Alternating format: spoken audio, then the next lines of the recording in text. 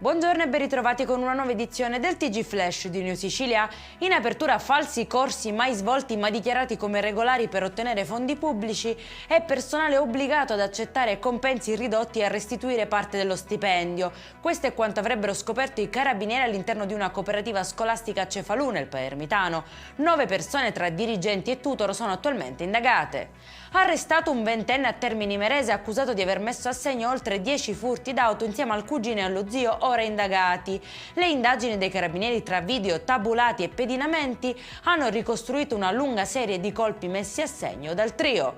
Momenti di forte apprensione in viale Vittorio Veneto all'altezza di via Gabriele D'Annunzio a Catania, dove una donna è stata travolta mentre attraversava sulle strisce da un camion che non si sarebbe accorto della sua presenza, traffico letteralmente in tilt e polizia sul posto per i rilievi.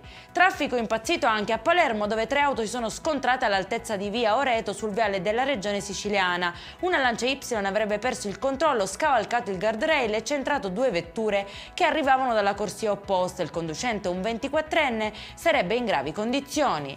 E in chiusura identificate le 2 sedicenni che hanno aggredito una coetanea nei bagni vicino alla palestra di un istituto superiore di Messina.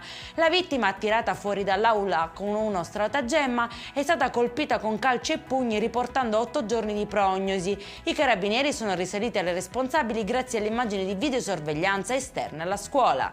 Per questa edizione è tutto, prossimo appuntamento alle 19:30, buona giornata!